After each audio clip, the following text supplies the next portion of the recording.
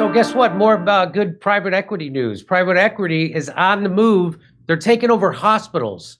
And, private equity, they're the people who took care of the Cracker Barrel logo. They're the ones that make doors fly off of airplanes. Huh. Yeah, that's what private equity, they're good. They're the ones that when they take over utilities, they have power outages, rolling blackouts. Your rates go up 800% like they did here in California. Well, now they're taking over hospitals. Play that video. Okay. Stewart bought 37 hospitals around the country, and more than 450 hospitals nationwide have been taken over by private equity, as well as nursing homes, emergency rooms, doctors' practices, and air ambulances. One analysis finds that private equity investors spent more than $200 billion on healthcare acquisitions in 2021 alone, and $1 trillion over the past decade. Wow. It's a real problem. And that problem, says Cindy Friedman, Private equity is a complete opposite of the delivery of healthcare. State Senator Friedman has been trying to rein in private equity in Massachusetts through legislation. Make money, leave, make it however you want, make it for people who are invested in making money. And then you've got healthcare, which is all about delivering care to people. The cost is not the first thing. The delivery care is the first thing. And those two things do not mesh. But they are now joined at the hip, says economist Rosemary Bott. We're seeing a rise in financialization and the role of unregulated financial actors in Main Street companies because of the deregulation of the financial industry that took place over decades. Wow.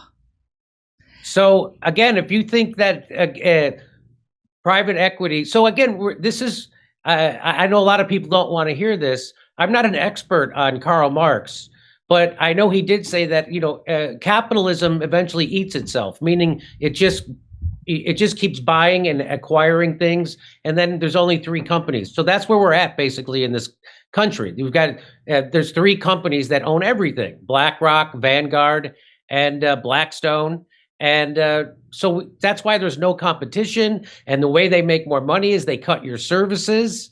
And this is a big problem. You don't want to go to a hospital that's owned by a private equity firm. So they try to figure out, oh, you have 8 nurses on staff at the emergency room. Let's cut it down to 5 because we can make more money. Now, you have these kind of, they cut everything. And that's why people are frustrated. They're overworked at hospitals. Well, let's go through this. Go through this article. All right. Common Dreams. New Senate report details how private equity devastates hospital systems. Private equity comes in, squeezes the life out of hospitals and doctors' offices, and then leaves patients and communities in the lurch, says a report from Senator Chris Murphy. A U.S. senator on Wednesday released a report that detailed how private equity firms have ruined the hospitals in his home state and across the country. Murphy documented what happened when 3 Connecticut hospitals, Waterbury Hospital, Rockville General, and Manchester Memorial, were bought by Prospect Medical Holdings, a private equity-backed healthcare firm, really. Interviews conducted with staff members of these hospitals told a consistent story about how Prospect cut corners in nearly every conceivable aspect and worsened the care patients received at the hospitals.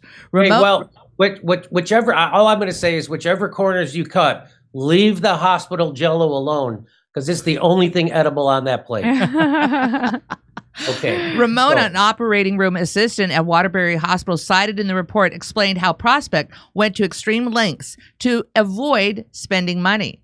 She explained to Murphy that Prospect at one point stopped paying vendors, which resulted in supplies eventually growing so scarce, patients were sometimes left on an operating table while staff scrambled to find the necessary equipment.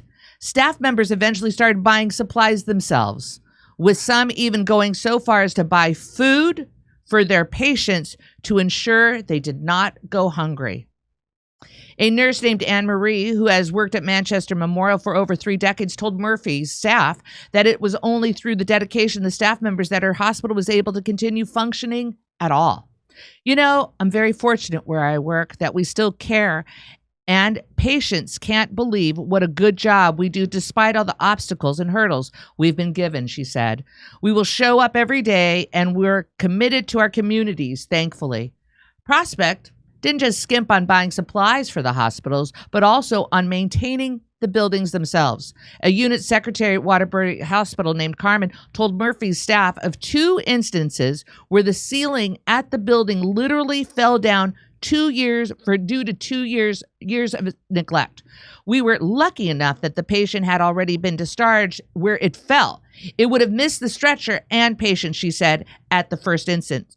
The other time, it fell in the trauma room. It was only on top of the computers, so we called maintenance and they came and fixed it, putting a little hose where the water is and putting buckets to catch the water. It happened a lot. Well, I got to tell you, I think it's important in a trauma room to have ongoing traumas from structural collapse, right? I mean that's what the sign says. It says trauma room. It's like a neighborhood haunted house on Halloween. Get used to it. Okay. The deterioration of parents' care at Waterbury became obvious in 2019 when the report noted that it recorded the highest rates of patient readmission in the state. Things got even worse for the hospitals when Leonard Green and Partners, the private equity firm that at the time owned Prospect, decided to sell the land where the hospitals reside to a real estate investment firm that then leased the land back at high rates. The final blow came when Leonard Green sold off its stake in Prospect, which the report says left nothing but debt and destruction in its wake. The only thing worse than destruction? Debt and destruction. Okay. After Leonard Green's exit, Rockville Hospital was losing so much money, they cut all but emergency and outpatient mental health services without the required state authorization, leaving many patients with no full-service hospital nearby. The report stated Prospect itself filed for bankruptcy earlier this year, and the fate of all 3 hospitals is now in the hands of a bankruptcy judge in Texas. Murphy's report also emphasized that the story of the private equity stripping hospitals for part is not unique to a state. The story of these 3 Connecticut hospitals is playing out in healthcare systems all over the country. Private equity comes in, squeezes the life out of the hospitals and doctors' offices, and then leaves patients and communities in the lurch. Wall Street apes comes in. Private equity firms have found a new target in America, hospitals. 460 plus American hospitals are now owned by private equity firms. Just in the last few years, they've already managed to load in an estimated 50 hospitals up with debt, forcing their bankruptcies and closures. They're doing to hospitals what private equity did to Red Lobster. Yep. What they did to Bed Bath & Beyond. That's what they're doing. That's what they do. They load them. I don't understand how it works, how you take a thriving, successful company and then you somehow load it up with debt and then bankrupt it and everybody else gets rich, except, the people, just a handful of private equity people get rich and everybody else gets poor. And in this situation, nobody gets the health care. 50 hospitals have been bankrupted and closed already. I mean, I'm pretty sure our population is increasing. We need more hospitals, not less, but keep going. Just in the last few years, they've managed to load, bankruptcy and closures. One private equity firm bought a hospital in Pennsylvania. Just 2 years after buying Crozier Health, Prospect took out $1.1 billion loan and then sent nearly half of it straight to their investors while Crozier continued to suffer. Okay, so I'm getting it. So they're taking out loans from these businesses. That's ultimately what they're doing. They're taking loans out to bankrupt them. It's fundamentally extractive, even among private equity industry folks. It's a controversial way to generate a return on investment because it adds absolutely no value to the company in question. Private equity firms often use leveraged buyouts, loading acquired hospitals with debt to finance purchase. I don't know why that's not illegal. It's not illegal because those people doing that are the ones who bribe the politicians that allow a system that have them be able to do this. That's why. This debt, combined with strategies like sale-leaseback deals, selling hospital real estate and leasing it back to the hospital at high rates, can strain hospital finances. Here's another example of it. Stewart Healthcare, previously owned by Cerberus Capital Management, sold its real estate to medical properties, MPT, incurring $350-400 million in annual rent, contributing to its 2024 bankruptcy. The hospital owned the land. Private equity buys the land and sells it to their own company. Then they lease the land back to the hospital at hundreds of millions of dollars per month. They take out massive loans and pay their private equity executives hundreds of millions of dollars each. The hospital goes bankrupt and closes.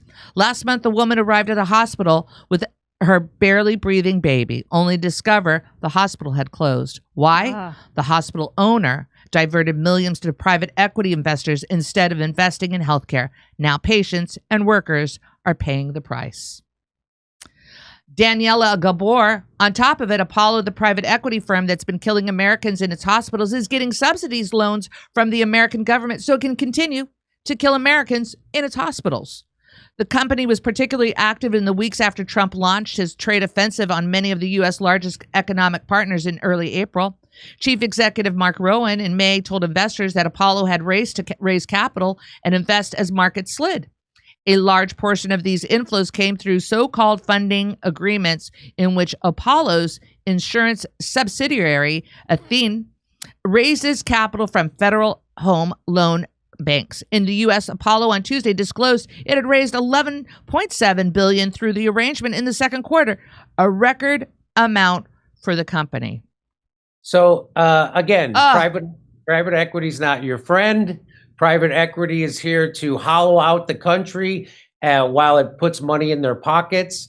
It's like if the military-industrial complex owned your hospitals. So we just did a story. The last video was about the private equity buying utilities. And we all know what happens when private equity buys utilities. Your rates go through the roof. You have less power. People have rolling blackouts. And traffic lights don't work. Schools lose power. Everybody loses power. And this is what's happening now with the hospitals.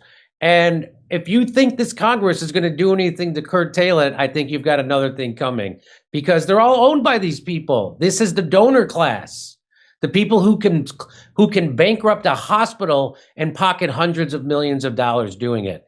It's the perversion of capitalism, and but that's where we're living. This is where it ends up. And they say the best medicine is laughter. And if you'd like to get some of that, my medicine, come see me in Calgary, Edmonton, Vancouver, Chicago, Appleton, Wisconsin, Fort Wayne, Indiana, Louisville, Kentucky, or maybe you see me in Hermosa Beach, Sacramento, San Francisco. Go to jimmydore.com for a link for tickets. I don't know what it's going to take to stop this private equity takeover of our entire Western world, because that's what's happening. And I don't know how much. I mean, healthcare in America is already a joke. We already pay 100% more than the rest of the Western world for way worse results. So again, Medicare for all, get private equity out of hospitals. Hospitals should be nonprofit organizations. This is crazy what's going on, but none of that's going to happen because your government's completely corrupt. I don't mean a little corrupt. I don't mean corrupt like a congressman gets their kid a job. I mean that when they get together in a session of Congress, they're not doing the bidding of workers or students or regular citizens or sick people or the elderly. They're doing the bidding of private equity. They're doing the bidding of the donor class, the billionaires that are bankrupting the hospitals, bankrupting look how they almost bankrupted Bud Light, Cracker Barrel. Look what they did. So now doors are flying off of airplanes. That's so we have to stop this. I don't know how to stop it. You would think our politicians would be responsive to their people, but of course they're responsive to their donors. That's the system we live in. They're responsive to their donors. Screw you and your health care. There's a donor that's got to make a couple of $1 billion, and then I'm going to get a job working for that donor when I get out of politics. That's what this is all about. Okay, over to Misha. Come see me on tour in Edmonton, Calgary, Vancouver, Appleton, Wisconsin, Rosemont, Illinois, Chicago, Louisville, Fort Wayne, Indiana, Hermosa Beach, Sacramento, San Francisco. Go to jimmydore.com for a link for tickets.